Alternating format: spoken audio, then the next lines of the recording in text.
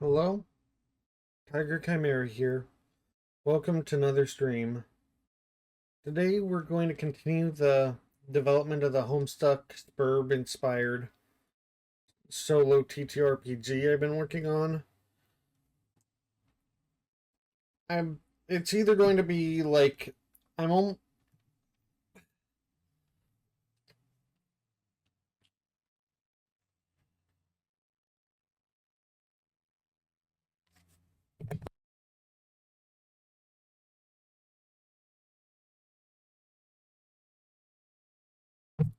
I'm it should either be this stream or just one more stream for the first kind of like initial pass through all of the major stuff before I have it in like a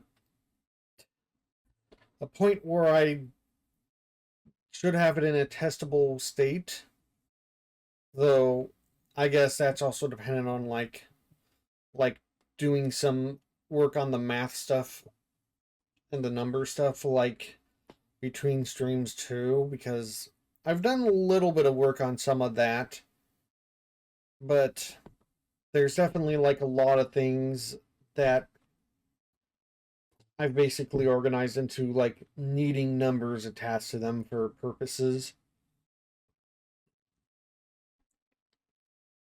of like designing it like a game with numbers and stuff. And I've only like worked on a bit of it. I should.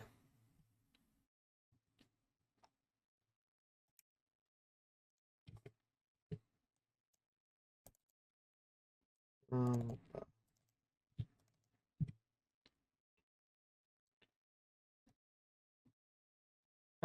I have worked a little bit on two, not just one, but like it's two out of six, and one of them isn't even finished. So yeah, that stuff's gonna need a bit too, and I don't know if I'm gonna do any of that on stream. So if I if I get through all the other stuff and then don't like test it very soon, it's gonna be because I'm working on the numbers. And maybe also partially to I usually like to try to do special stuff on October's or streaming in October. So that might also change some of when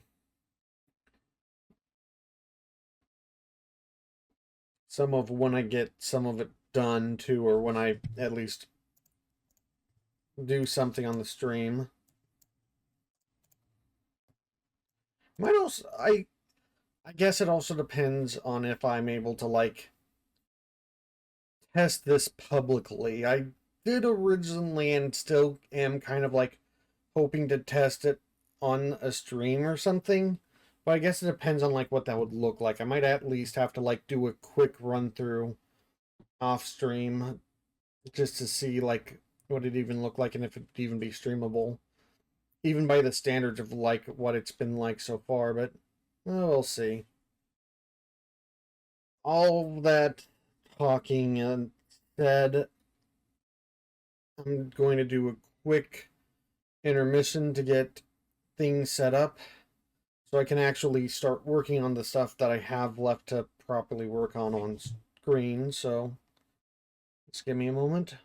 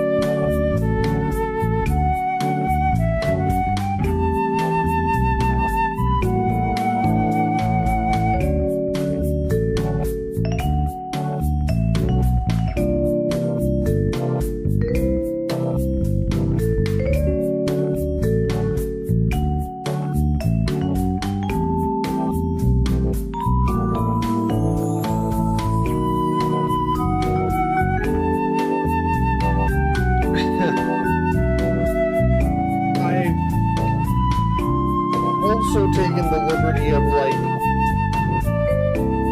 the structures thing is something that the other two things I have already kind of set up.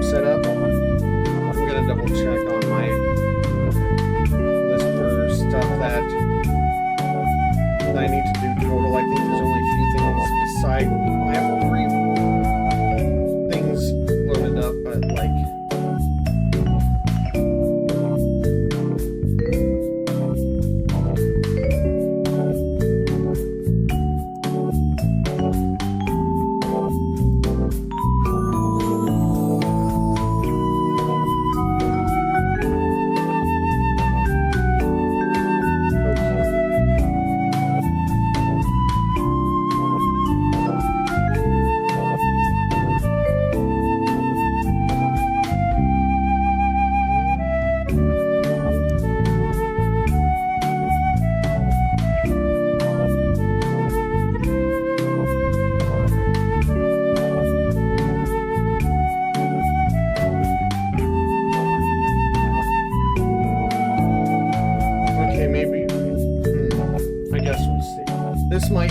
This might get split up into 2 things because I have 3 files ready. The other 2 for like more NPC kind of things.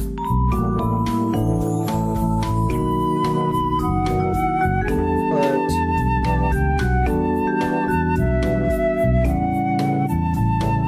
then the other stuff that is remaining is kind of like much more specific game information stuff, like tracking and stuff, and some vague mechanics that I'm going to have to figure out how that works, and I don't know. We'll see how it goes, but I'm probably looking at the specific structures, quote unquote, that I have here. A lot of my energy is probably going to be sapped up by this, and I'll probably be onto the game playing part of this stream. Like, probably sooner rather than later. I don't want to be lazy, but I'm already, like, I'm not having a lot of energy this weekend. I'm making myself be active on this, which is why I'm even starting with this part. But yeah, we've got a lot to go through. I don't know how much of this will even need mechanical things, but a lot of these are basically structures that inherently exist in the medium in some way or form and need to be addressed, even if all it is like these things do a vague narrative thing as far as like what they can do, and mechanically it might just be these things spawn in this kind of X location. Might be what it boils down to.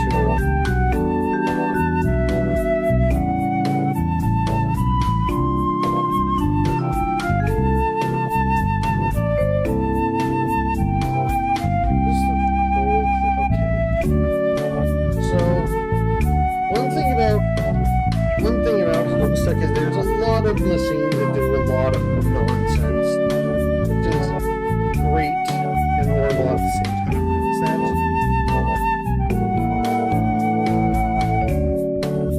Well, that's not going to fit properly in the thing, no matter what I do. Putting that a little more there is probably better.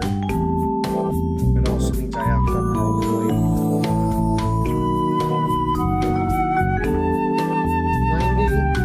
90 better. It's a bit better. That, yeah, that's, I mean, it's a little small, but it also goes all the way. Well, the mouse option there, I don't remember having the mouse on. Maybe I turned on its own. Okay, let's actually start addressing some of this other nonsense. Okay, so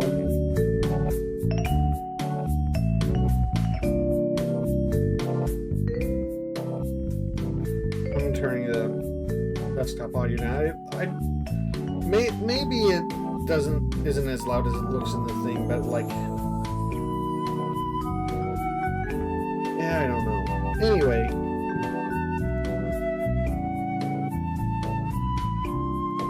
so some of this stuff, like, I don't know if there's a good order for it. I just kind of like did the order that seemed kind of. I tried to do a somewhat sensible order, kind of like having some of the more heavily important things kind of later on.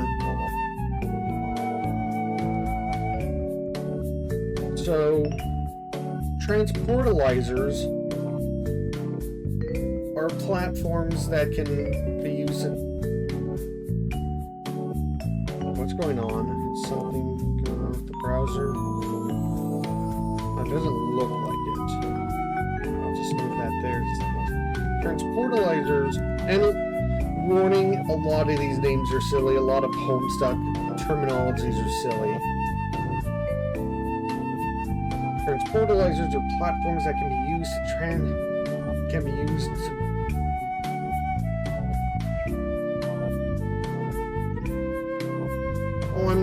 I was like confused reading that because I was mixing it up with the purifiers for a second. I'm like, wait.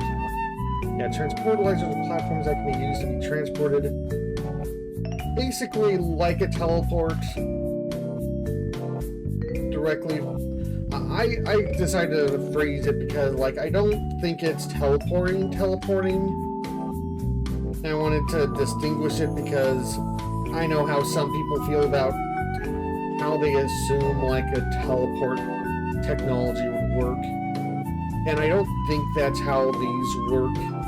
So I wanted to kind of, as much as it might be important or not, like to distinguish it, because especially with the comic like Homestuck, if it was working the way that people assume, like a typical Star Trek style teleporter might work with deconstituting and reconstituting atoms into like a shape or whatever. Like, I'm sure they would have mentioned something in that if it was like destroying and recreating the people, because they're like, that would have an effect on the whole ghost situation. So I'm sure that it's not killing any characters and making a copy of them, because there's so many clones and duplicates and time selves and just all sorts of like multiple versions of a person that I don't think that it's doing that. I don't think like it's doing the teleporting kills the original person kind of thing. That's why I phrased it this way. Directly, anyway, transport from one transportalizer to another, which is on the same connected network of transportalizer. I phrased it this way because there's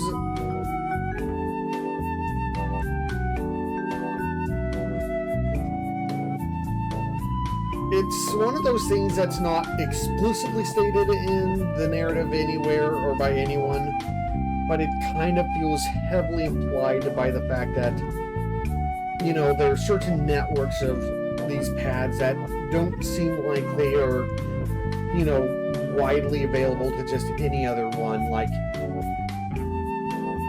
some seem like they are used for an basically in-house teleporting, and it's not like anyone with a teleport pad can just teleport into that place whenever they want. So I think more than one can be hooked up to each other and be transported between them, but I don't think you can just transport from one to another anywhere in all of existence willy-nilly. It's never stated, but it seems heavily implied by the way that it's used and the fact that certain characters would definitely abuse that if it were the opportunity. And honestly, some of these are used without the knowledge of where they are going. So it's got to be some sort of closed circuit or frequency or whatever.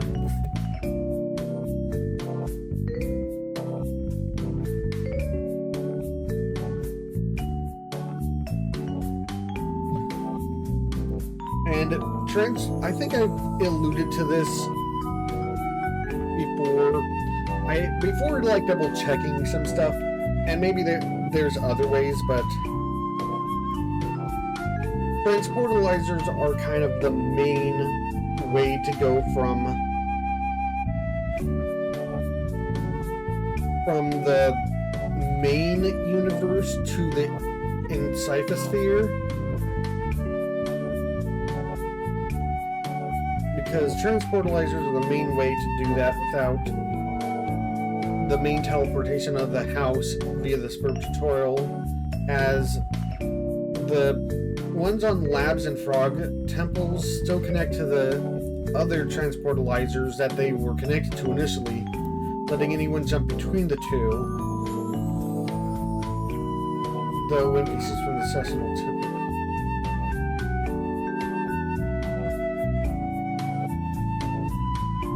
I guess I need to phrase that more of like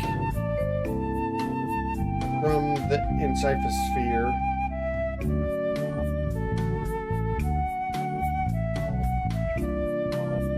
Like, characters from the main world can and will use them to get into the encyphosphere, but the people inside the encyphosphere will, at least as far as I've seen narratively, do not use it to, like, leave. Well, I guess I did say session, so that doesn't apply from the encyphosphere, not just from all the existence. Okay, so... And this is very important, using the transportalizers to enter the encyclosphere will not count for entering the game properly or triggering any necessary steps for a successful session, because you need the prototyping that only happens through the Sburb tutorial. Trying to... Like, you can technically be in the universe of the encyclosphere through these things, but it will not prototype the kernel, it will not feed Skya and grow the battlefield, and it will not create the player planet. And depending on which player planet is not created, you know, that could be disastrous.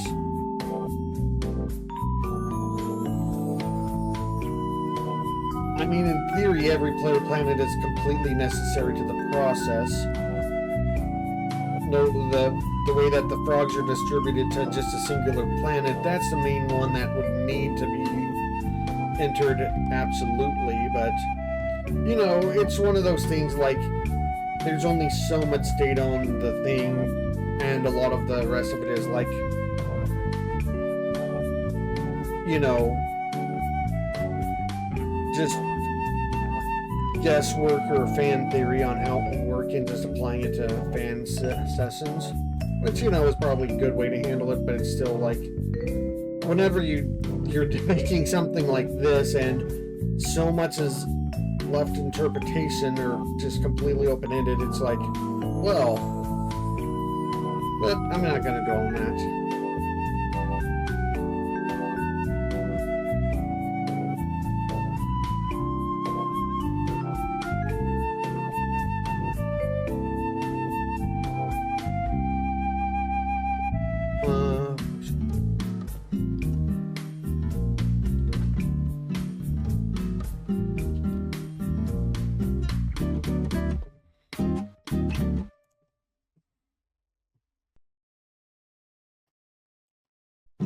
Oh, I didn't mean to, like, accidentally, like, dragged the thing. Okay.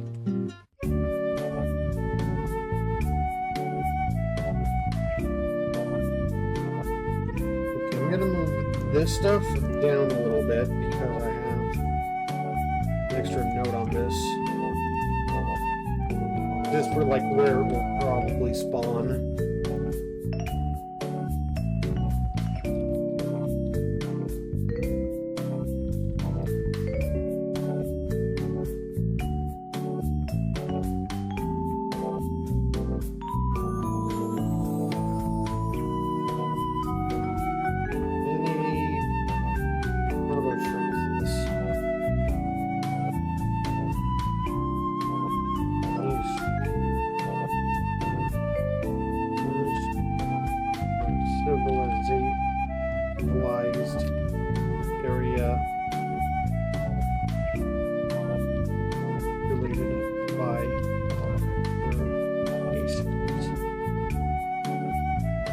Oh, and basically, like, the reason why the transportalizers that are connected to the...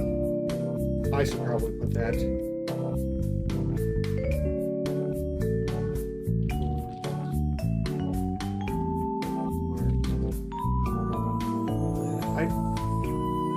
I don't remember if this was the term I used or if I need to figure out a different one.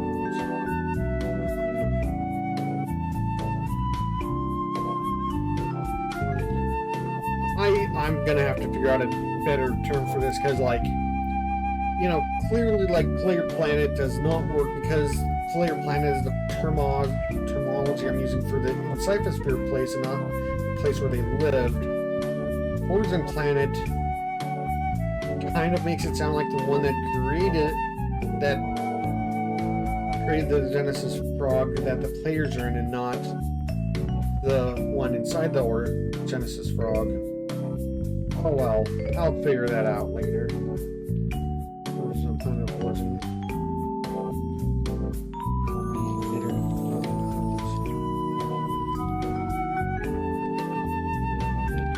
Via the rectangle. So yeah, typically, like, if there's, you know, laboratories or frog temples and stuff from the Encyphosphere on the planet that players or other NPCs can get to the Encyphosphere, it's generally because of the Reckoning and those buildings being on the asteroids from the Veil. So next up we have the Purifiers. Purifiers are machines that can transport an object from a point in space and time to the machine itself, as long as it does not create a time paradox. If it would, then it creates a paradox ghost imprint. This is one of the major parts of ectobiology equipment. Although purifiers can be found outside of this equipment, these are typically found inside of labs in the Veil.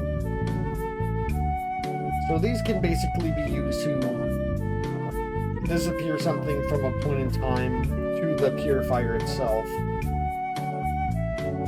And then you have the opposite of that, which is a centificator, which are machines that can transport an object from the machine to another point in time and space. So basically, like, instead of grabbing, it's sending, so it's the opposite of a purifier.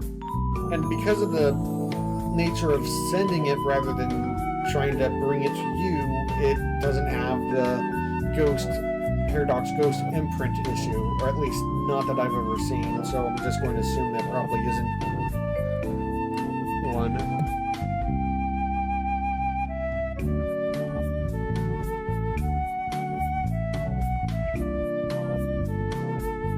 And then there are transmaterializers, which there's not very many instances of. They're machines that have the purifier and centificator functions, but can also send things across two instances of the same universe, implying it can only be generated after a scratch. Because otherwise, you know, how could it send it across an instance where that instance might not exist because of it not being scratched?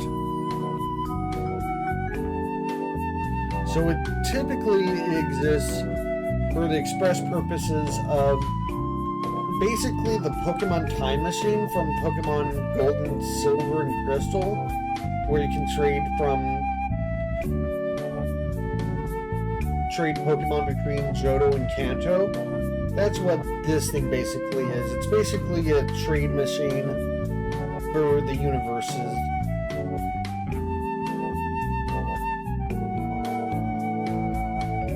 But there's, like, also very few instances of, like, seeing it and very little lore about it other than the effect it had on the actual story itself and not of work from how it was used and stuff. And there's not really, like, as much as it would make sense to have a purifier centificator combination machine that isn't just across dimensions. The only examples we have of it existing is the one that does send across universe instances. So that's the only one that I have like an example of. So canonically, this would be the situation. You'd have to have it be a scratched instance, but you could probably easily just homebrew a non-universe instance transmaterializer.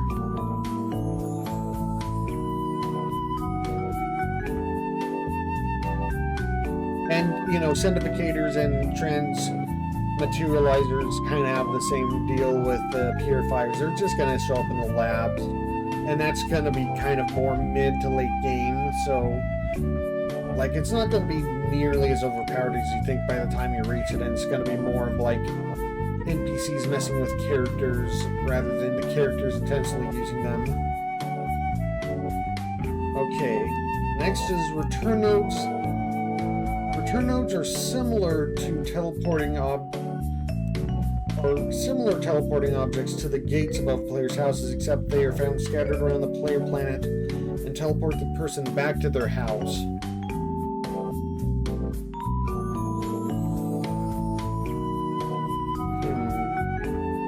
And I think just for gameplay purposes, general fast travel option available at Homestuck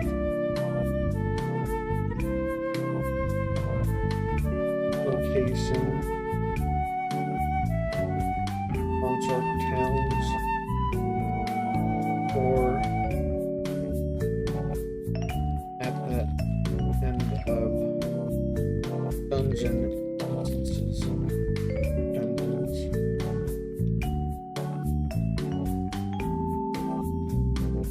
Which, you know, makes sense. I think there are return nodes that might, I don't know. I'd assume there might be return nodes that move you around to other places besides just the player house, but, you know, it's one of those things where they showed a decent amount of the game, but they didn't show that much of the game being played. A lot of Homestuck is actually players getting around playing the game or skipping around stuff, skipping around a lot of the action, which makes sense for the pacing of a story, but it also means that there's not a huge amount of documentation of what it actually entails to properly play through a session of this, and not just basically like one session we got a TLDR, another session we got an even more TLDR, another was a completely different kind of instance.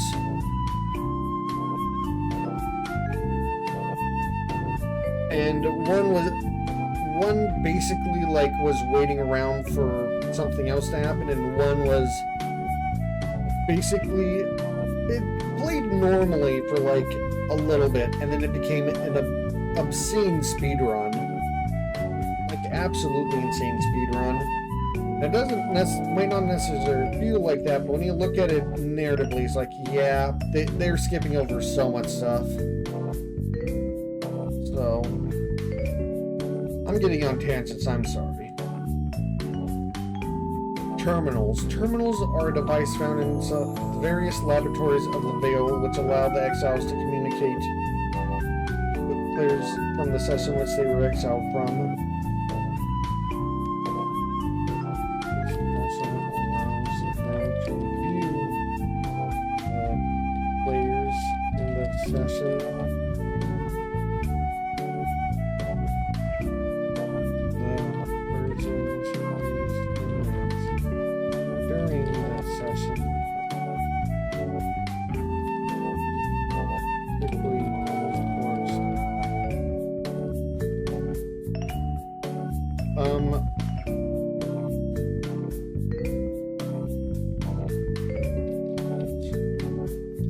Gathering purposes. That's a little more accurate. Okay, and next is after that is...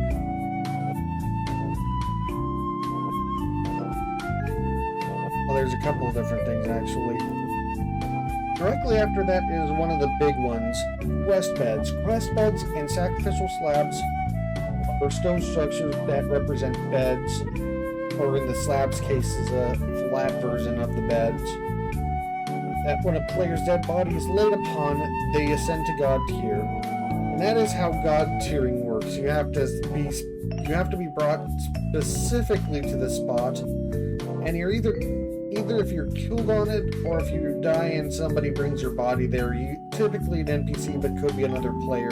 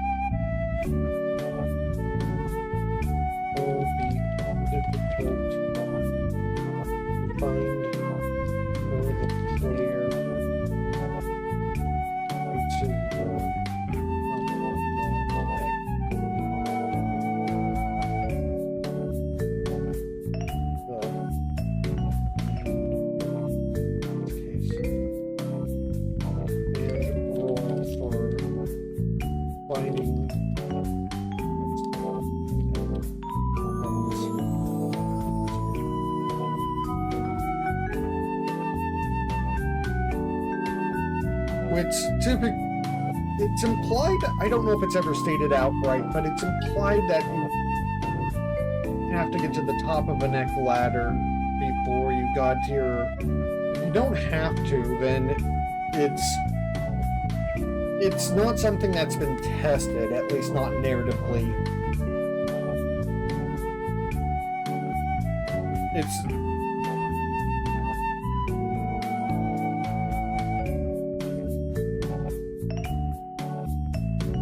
Or at least if there is an instance, I don't remember it, but there's not a lot of instances of dead bodies being placed on these things without that person God tiering, so it's,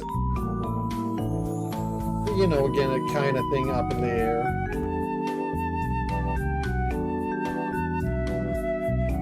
Okay, and then there's the Forge and the Scratch construct. The Forge is a volcano, which is necessary for the process of growing the Genesis tadpole into a Genesis frog by using it to launch the tadpole into the sky. This will generate on the same layer planet on which the frogs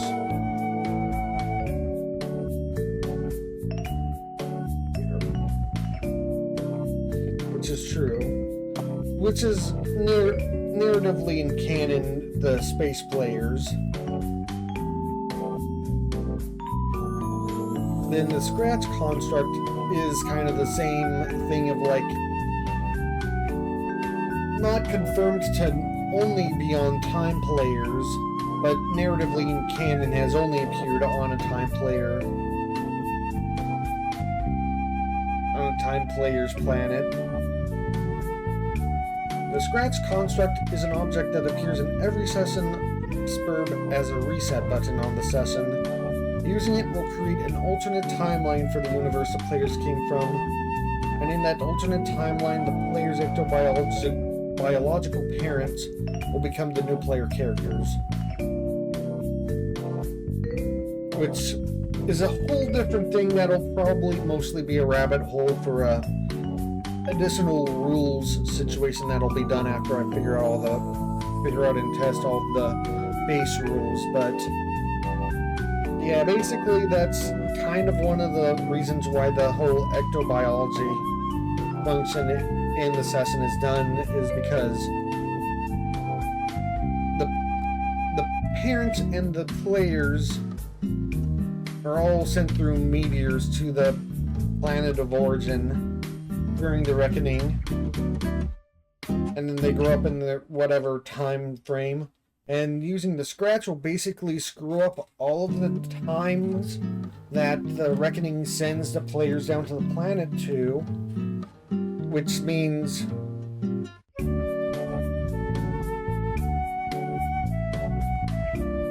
which generally means that, like, whatever times they kind of get swapped around to, it kind of, like, narratively leads to the people that used to be the parent figures becoming the players, and the player figures becoming the parents narratively, which is weird.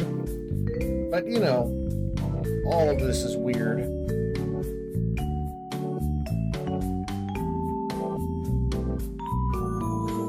And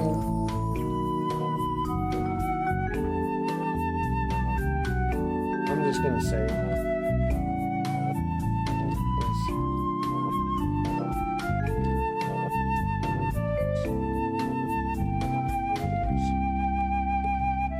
okay. The victory platform is, I guess I included it just for the sake of, like, being thorough. The victory platform is a large platform. I'm skipping ahead because this one basically doesn't matter. The victory platform is a large platform that appears once the Genesis frog has been created, and a door appears that lets the players enter the new universe they've created. Basically at, you know, once you win the game.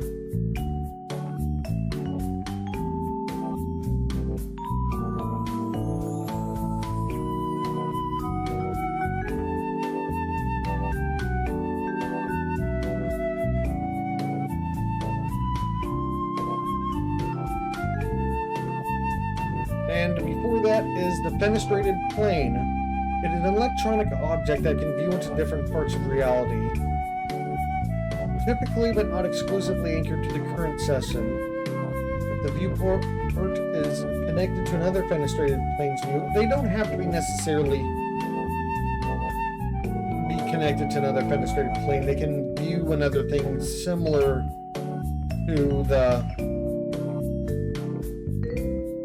what was it? To the terminal. And I guess it's never been confirmed, but it could be that the terminal uses fenestrated planes. But it's never confirmed. That's actually an interesting idea.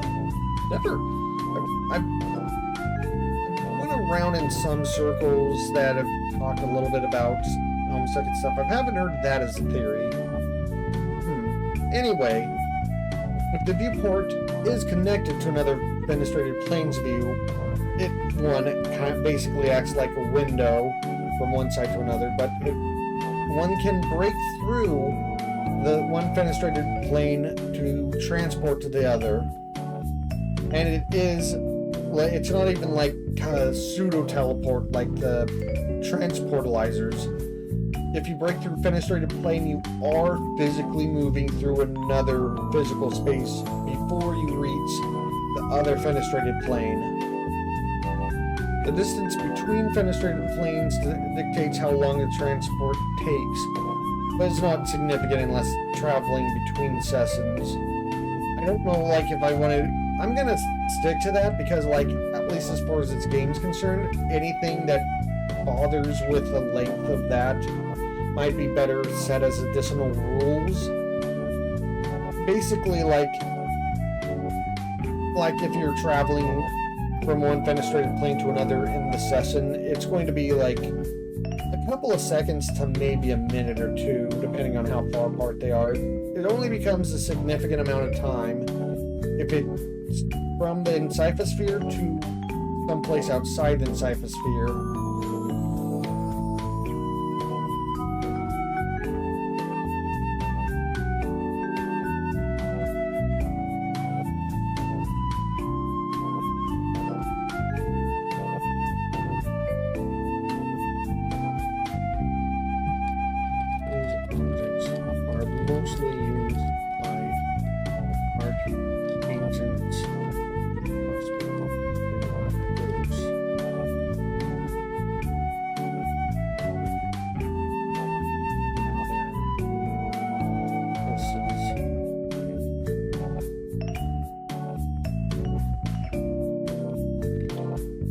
So basically, Crossbred and Durst itself is the main places that you'll see these. Unless you want to...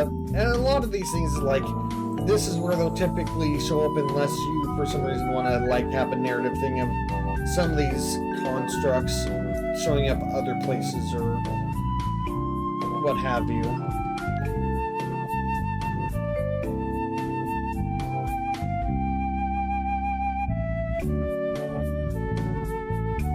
So most of this stuff really is just kind of, it is a lot to go over, but like, I'm glad that I went through it. And a lot of it is basically like, there's not like a rule you have to do for this. Like, I don't have to make up a rule, it's just like, these things do these things. It's on the tin. And they might have potential powerful ramifications, but, you know,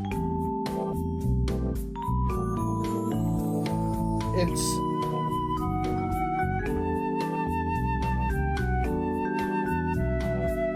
By the time you're reaching most of these objects, like, you're going to be far enough into the game where, like, that doesn't really grant you that as much power as you'd imagine it would. Or, you know, it's exactly the step up that you need at that point anyway.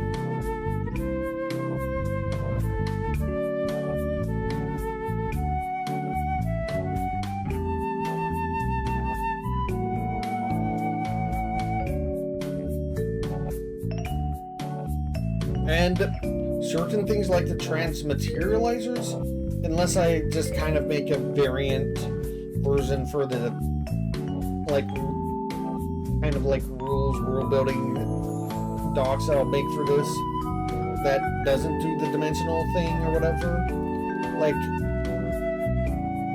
that one won't even, like the dimensional one won't even show up in a normal play session, because unless you're subjecting yourself to a scratched session, like it's not going to matter.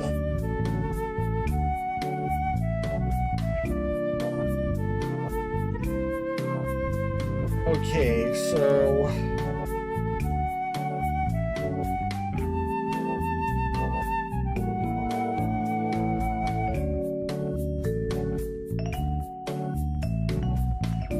I'm trying to decide which net. I'm gonna try to at least get through the NPC things before I try to move on to the other stuff, but I don't know which one to go for first. I guess I'll go for construct.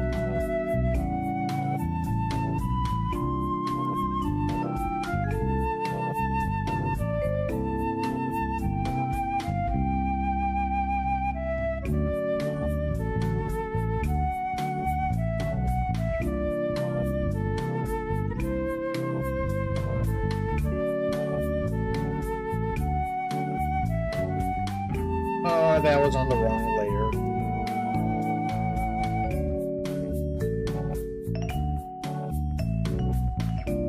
Is that the same one I thought I had?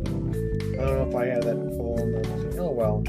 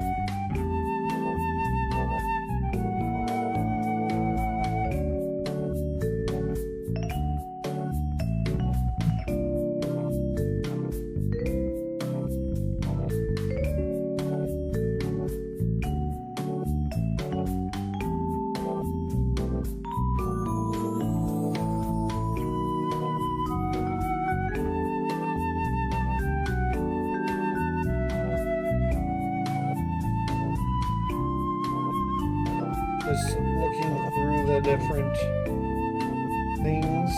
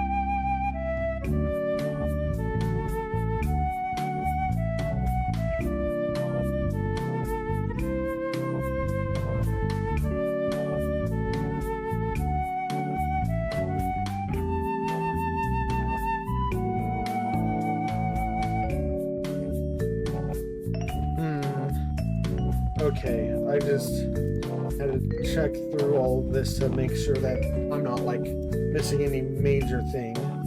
I'm just gonna zoom in. I don't think I'm gonna need a whole huge line of whatever for this.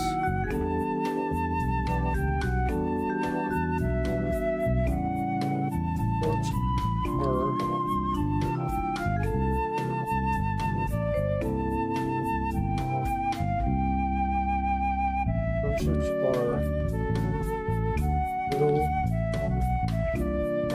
animal people live on each of the player's planets.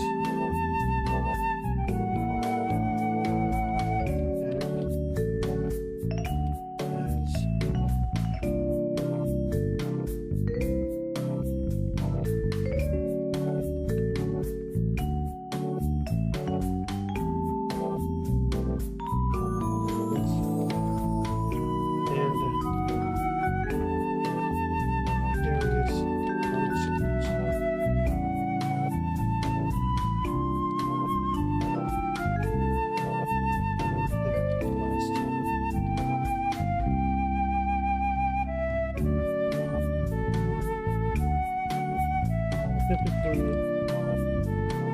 they'll perform simple roles like shopping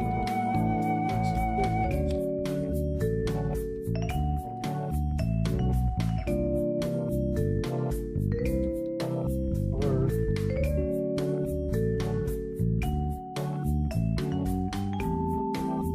basic friendly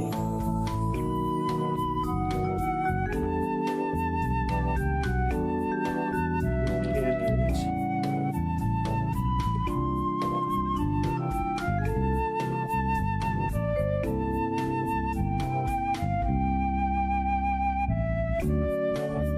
Consorts.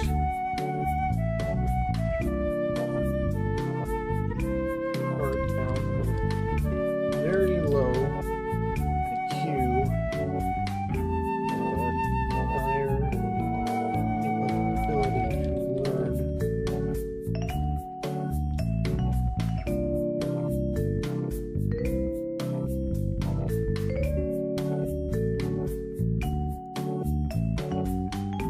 like the cross-living people, they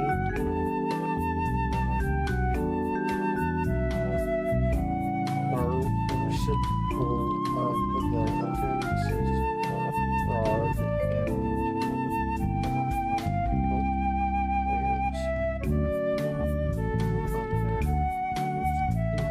ranges.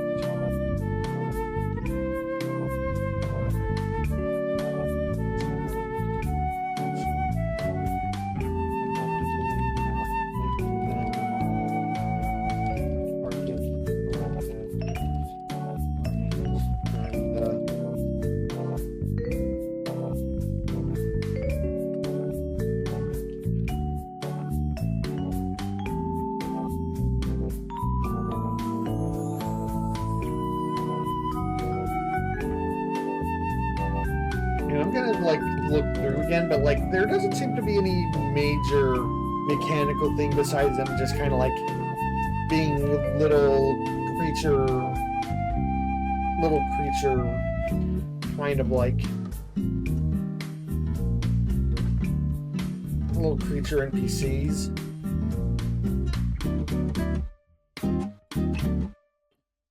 And I've already got them statted out. That's one of the things I worked on. I statted out the basic units for the Prospidenders armies, and then the Prospidians themselves, and some, you know, the bosses they're in, and even like the Denizen. I've even gotten like the Denizen's basic combat mechanical stats written out, and I've included the consorts on that. And clearly the consorts are just going to be fairly weak because, of course they are. They're just kind of like little animal people.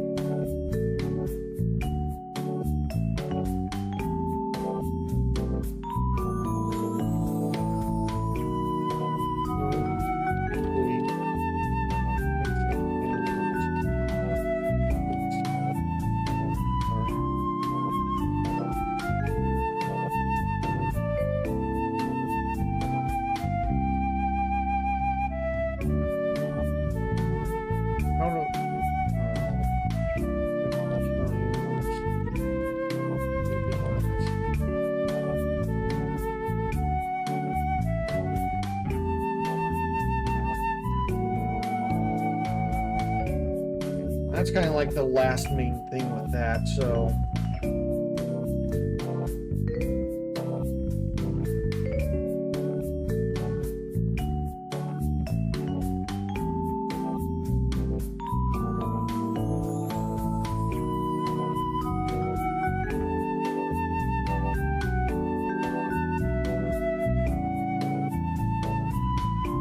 Alright, though there are implications.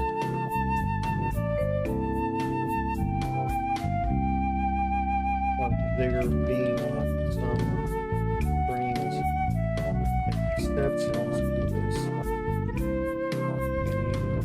Any other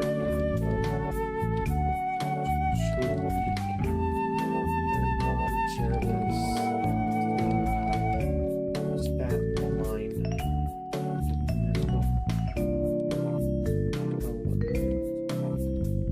And to go into that, we'll probably go into spoilers, but like, there are some things that are not called consorts, which I think could technically be considered consorts. But, again,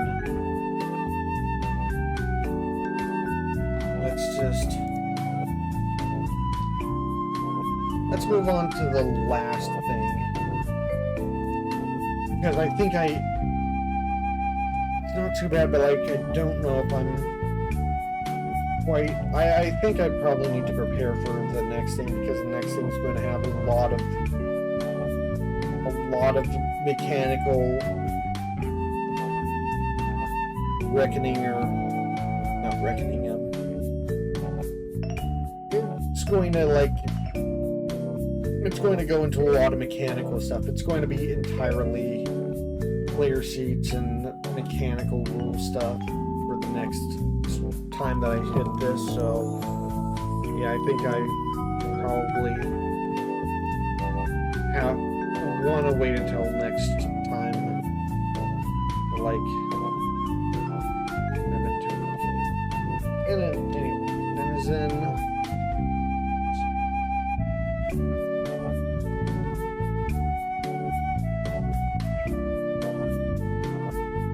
Okay, maybe not 100, but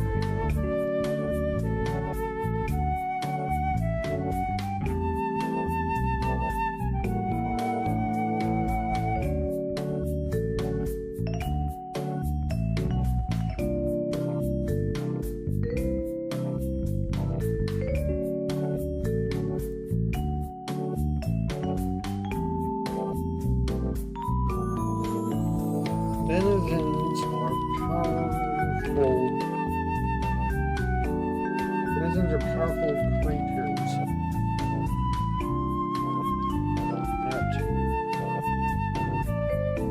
act as the last challenge of a player's personal quest. Denizens are powerful creatures that act as the last challenge of a player's personal quest. Found through the final gate of a player's home. Once it is done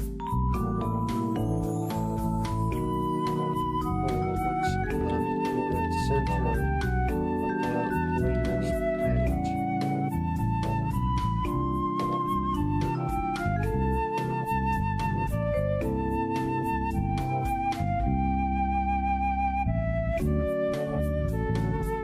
Denizens are quite powerful and typically of great influence on the player's knowledge during a session, often causing some sort of problem for the consorts of the player.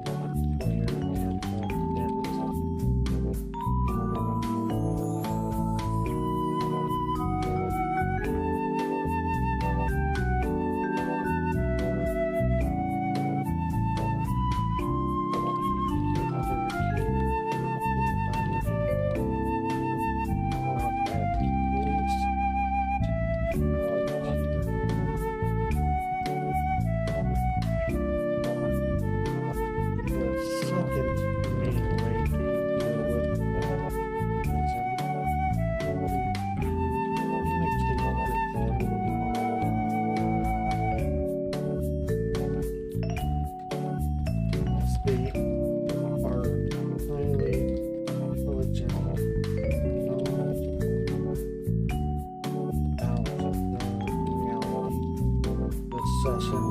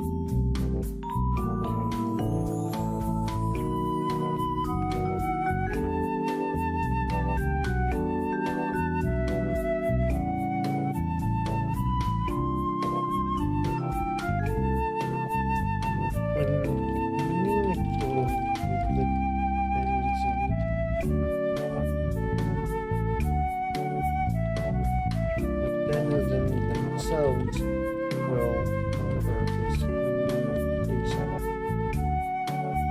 automatically, although the player may choose to ignore it and just write it like a battle.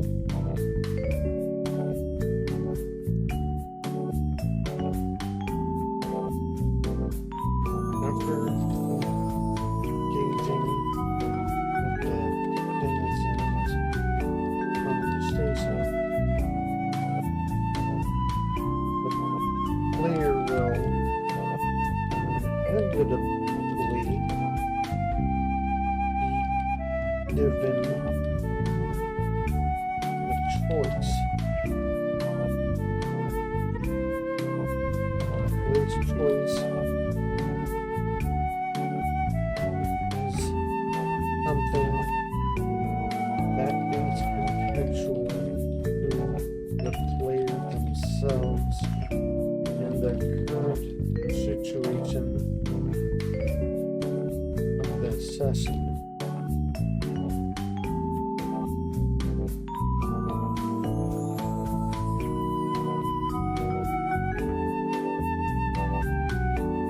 Choice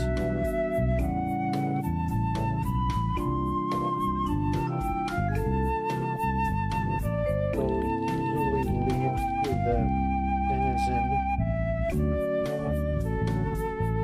using their powers. I'm gonna double check this because I remember one instance that doesn't lead directly to the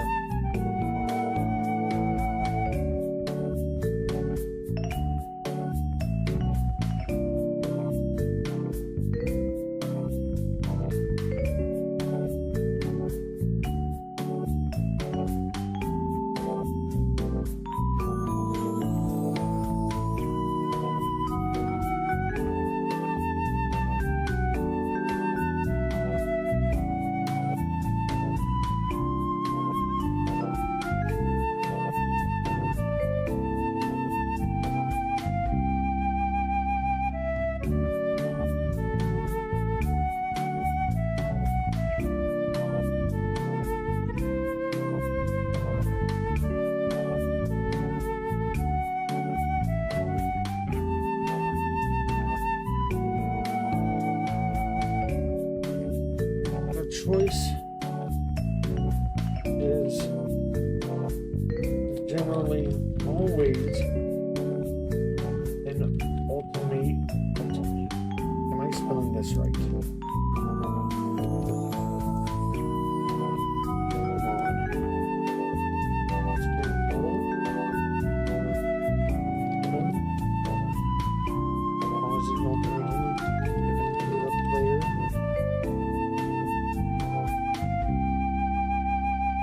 Major consequences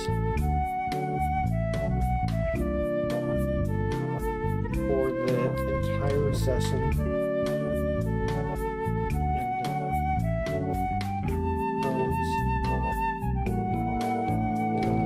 and those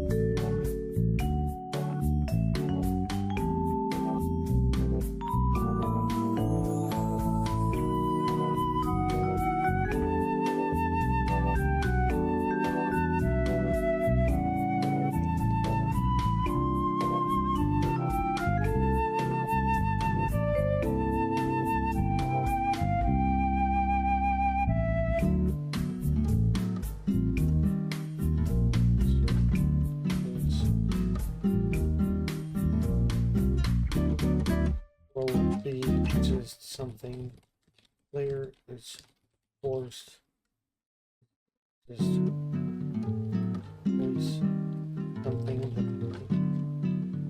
the player must on their own.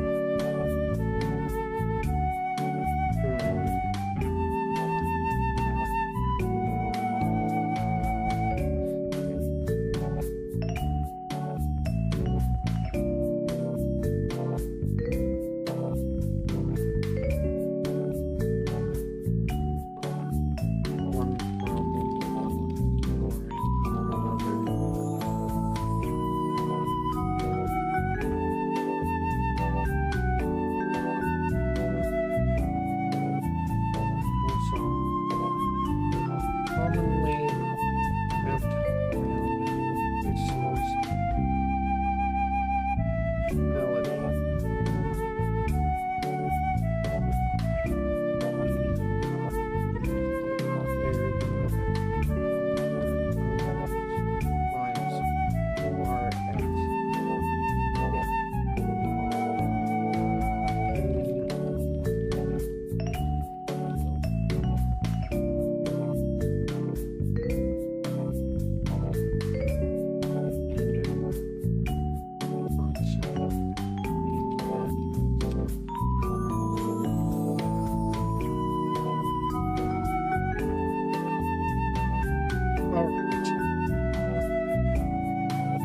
I guess a lot of this is just kind of like a huge kind of like narrative thing.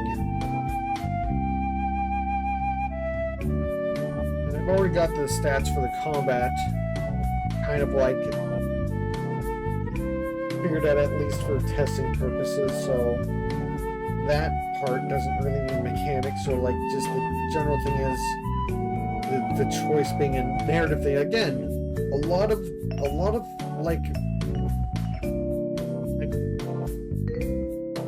mapping out this has been just like, yeah, this is so vague that it's practically impossible to do anything with this except be like, this is kind of a narrative thing that will have large scale implications. But this one kind of has far-reaching implications. I guess like this might be.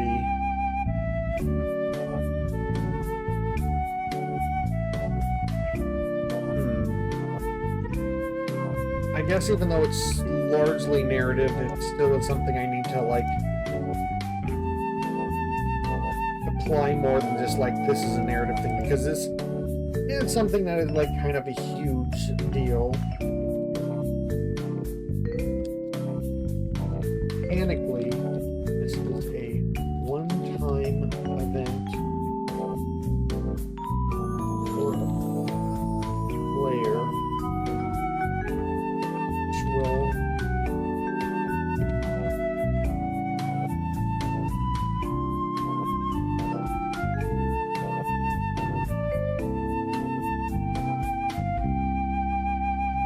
likely drastically change the course of the session.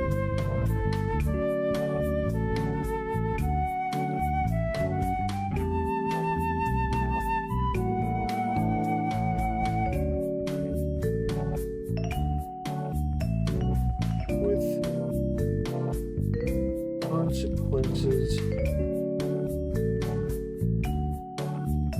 whatever the player chooses.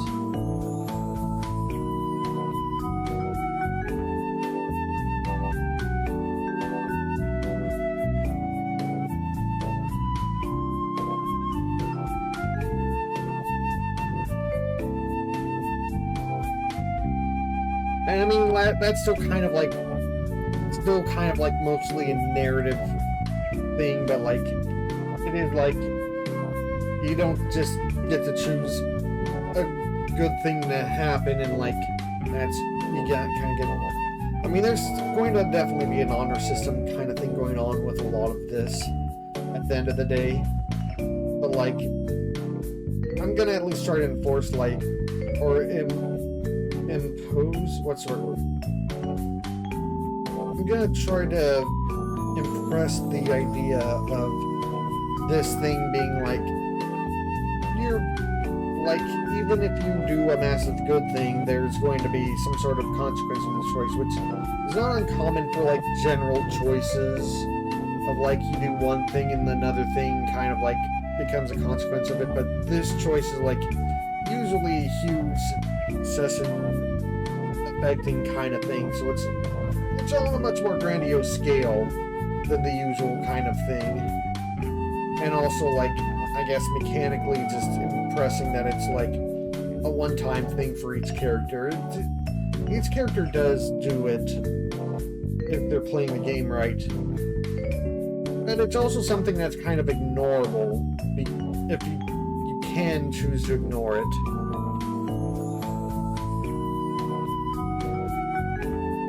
Alright, I think that's probably good for now.